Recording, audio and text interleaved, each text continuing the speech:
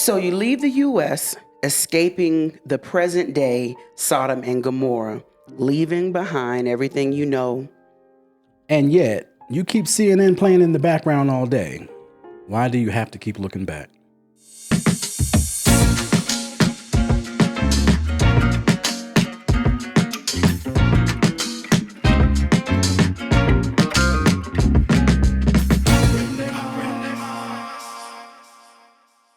We're Chris and Jackie, and you're in tune to Aprende, our series on sort of small town life in San Miguel de Allende, some of those things that, the touristy videos won't show you.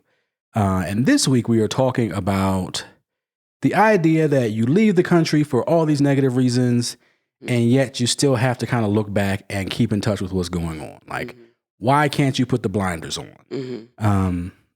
So for you, and this is really, throwing you under the bus mostly because I don't really get involved in what's going on in the I'm news. so used to the being politics, under the bus. But I come out of my office and you were working and there's CNN on the TV in the background. And they're talking about the Republican race and what Donald Trump has done today and all the other nonsense.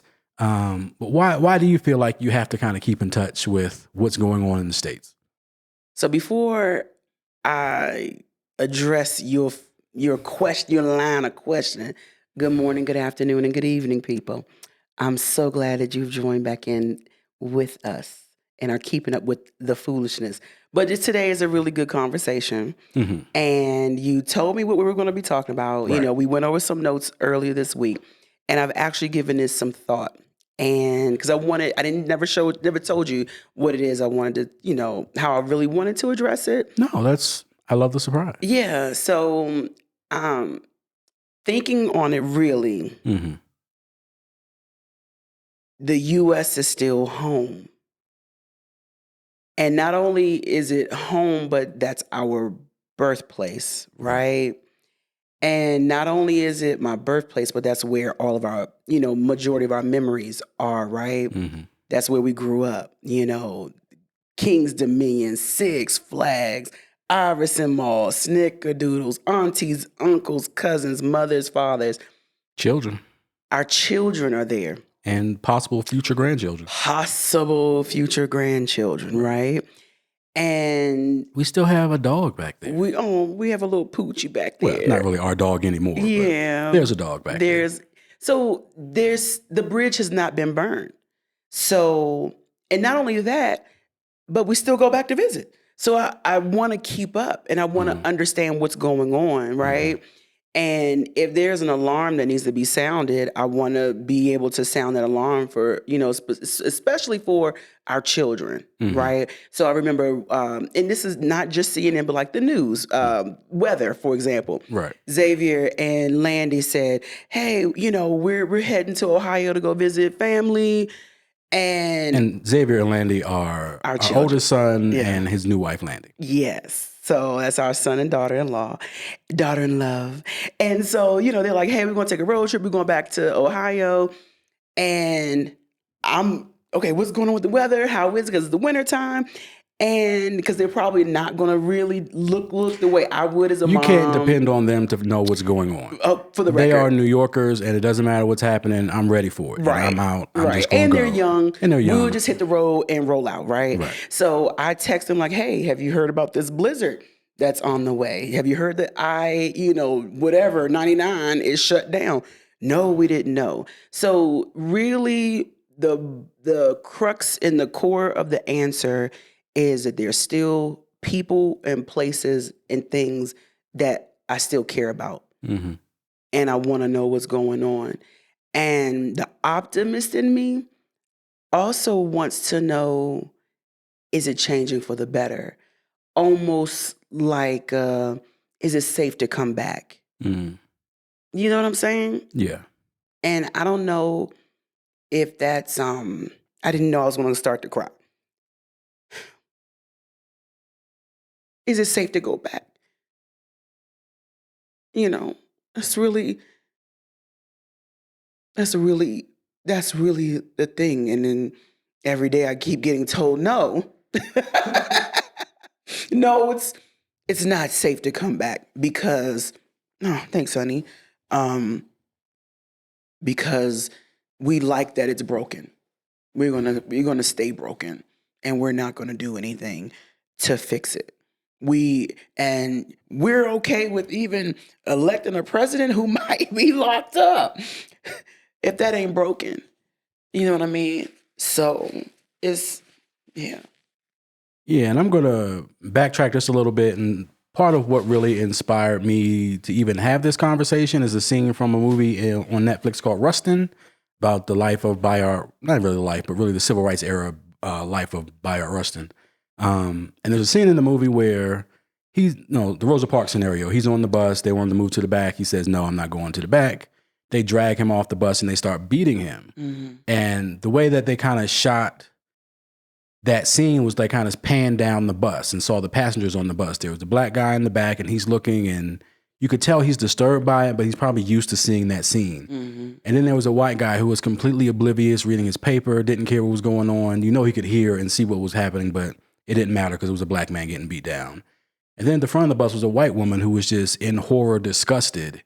And that to me felt like a metaphor for kind of the way we feel right now, where, the person getting beat down outside the bus is America and partly us. And like, we're kind of on the outside looking in. And is it something that we ignore? Is it something we pay attention to? Or is it something that even still horrifies and disgusts us at the end of the day? And that's a tough thing to deal with.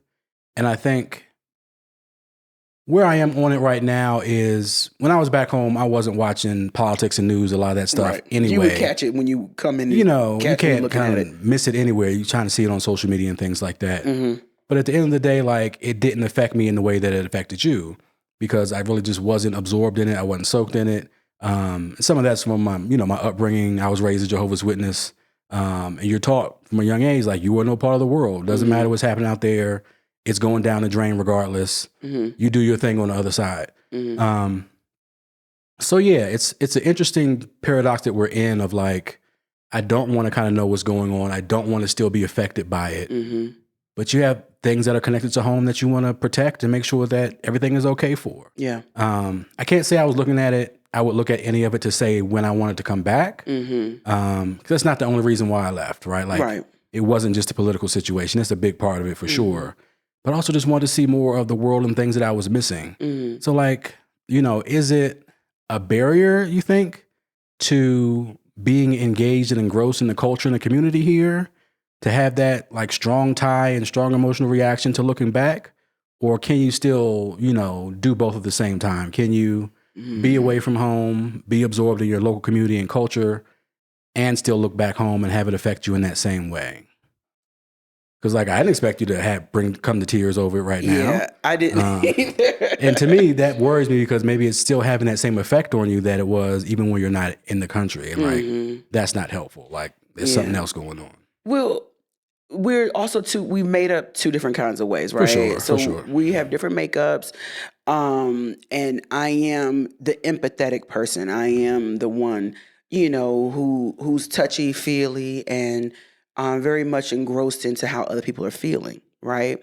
And so it's to your point, which you said that got you going on this topic for today, the scene from that bus. You have three different people watching a person get abused and terrorized. But it's not called abuse or terrorism because it's legal, right? Right. For a lack of a better word, to terrorize certain people, right? Mm-hmm. But those three different people should have had the same response. Right. We are not going to allow another person to be abused or to be mistreated or to be hurt, right? But we don't have that sense of humanity, and so it's like that's like the whole issue. Mm-hmm. America doesn't look at its citizens as being human enough to be healthy, to be educated. I mean, these are like just regular normal things: healthy, educated, not necessarily, and not given a free pass of life. But isn't it okay just to have some clean drinking water? Right. Isn't it just okay for us to have equality No matter whose child goes to what school, there should be equality. You know what I mean? So it's just the basic things, not even looking at other countries and going, well, when they have when they give birth, they get 9 weeks off, and they get a government worker to come and help them, transition, and lactation specialists come, and you got housekeepers. I mean, I'm not even dreaming about all that. Just as simple as having a doctor come to your house. Like, you can't get a doctor to come to your house in America unless it's an emergency and they come with an ambulance and they got to drag you away. And it's going to cost you $1,000. Right. Like, it's just, America has missed the basics of humanity, and that's what hurts me, because I'm human. I'd like to be treated as such. Right. You know what I mean? I was watching. Shouldn't have to be qualified to be treated special.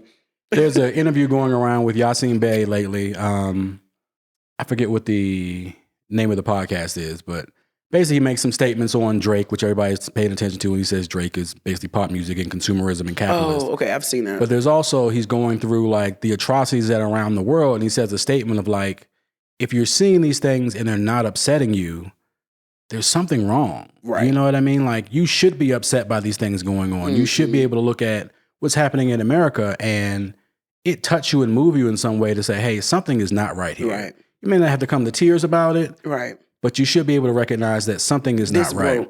Yeah. So from here, I want to take a quick break, get ourselves together. Yes, no more tears. And we'll come back and talk about, it's a really interesting point that you brought up about racism that's here that can't be weaponized, which I thought was a really great point. So we'll come back and talk about that. Take a quick break.